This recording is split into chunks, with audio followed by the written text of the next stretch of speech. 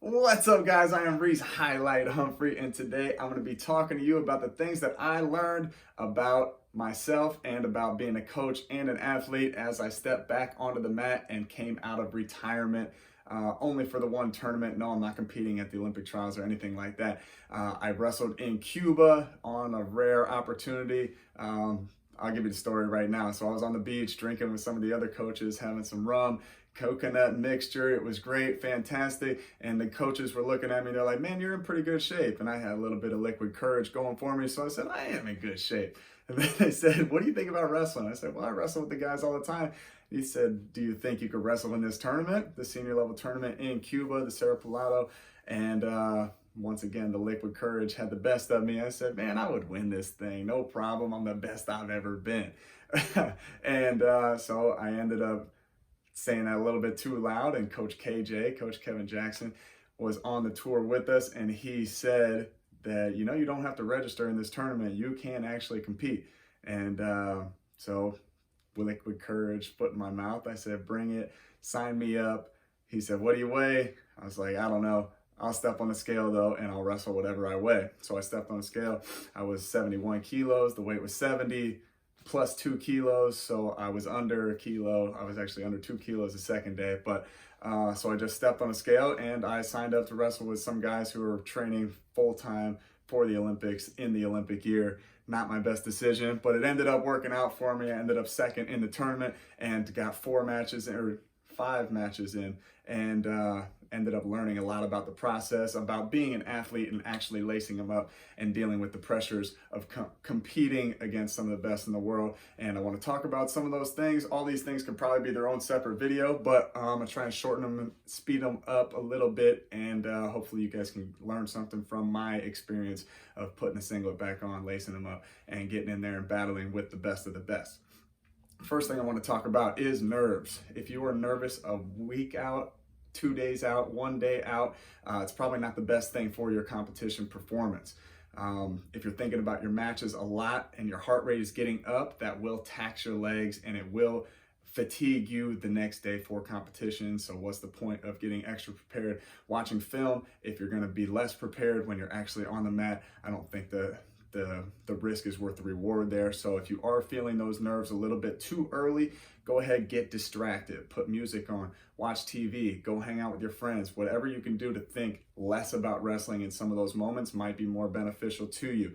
I'm one of those guys that used to get nervous 2 days out. I didn't have the luxury of getting nervous 2 days out because I didn't know I was going to compete this time, but I still felt those nerves. It was almost immediate when Coach KJ said, "Well, you're signed up." I got nervous, my heart rate got up, and knowing from this in my past performances, I don't like to be nervous for that long, or I will be taxed, I will be tired for the next day, and that's the only day that really matters. So I got distracted. We started throwing a coconut around. We were on the beach. It's a really good tour, that Cuba tour is. But so get distracted and get the nerves out. It's okay to be nervous the day of. That's fine, because normally you slap hands and you grab a collar tie, the nerves go away. So that's fine. Be nervous. That just means you're ready, but don't be nervous too early. Second thing I want to talk about is composure. The best guys do not show you when they're tired. If they show somebody that they're tired, or if I feel like someone's getting tired, I immediately gain more energy and I go harder in that moment because I can feel them getting ready to break. So the best guys do not show that ever. It's pointless. It's pointless to show your weaknesses and to show that you are actually fatiguing. Get that out of your system. If you go out of bounds and you're tired, walk back to the center.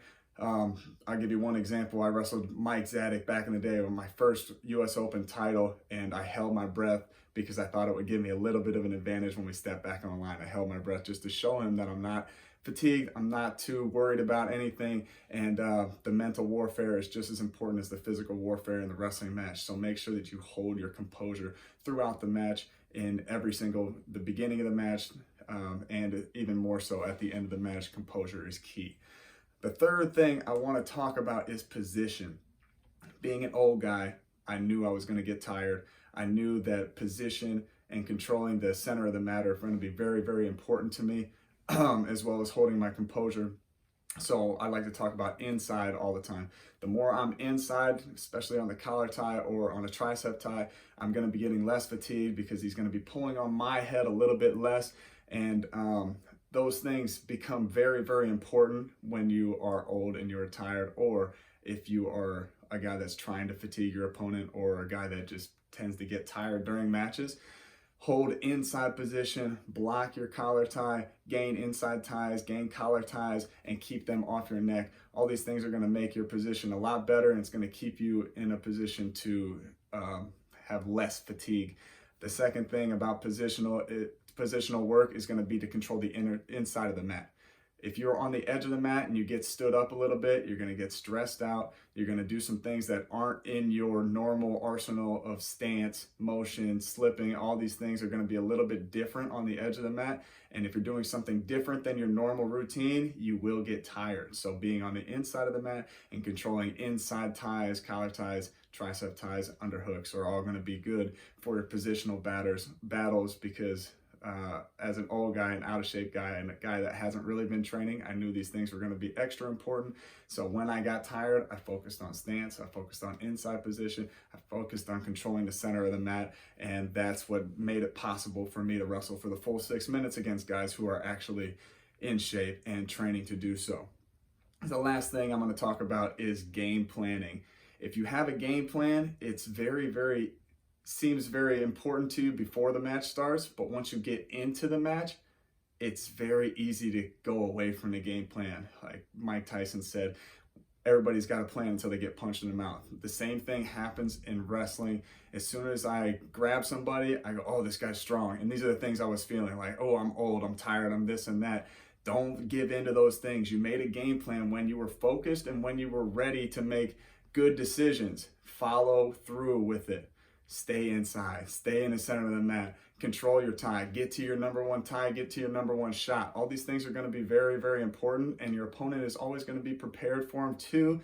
So it takes a minute to make them make bad decisions and deviate from their game plan as well. So the more you stick to it, the better off you're going to be.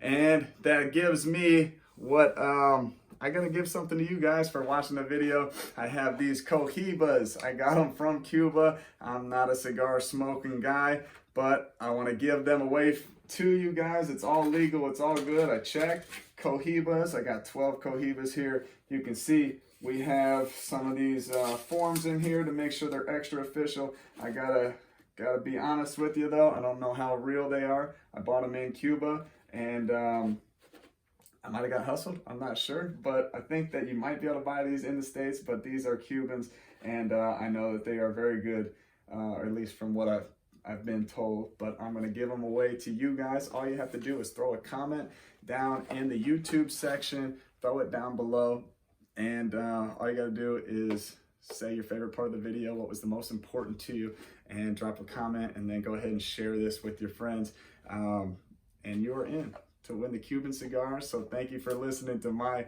experience, my retirement, getting out of retirement. And if you like the video, give us a thumbs up, subscribe to the YouTube channel, youtube.com/highlighthumphrey. Thanks for watching. I'll see you soon.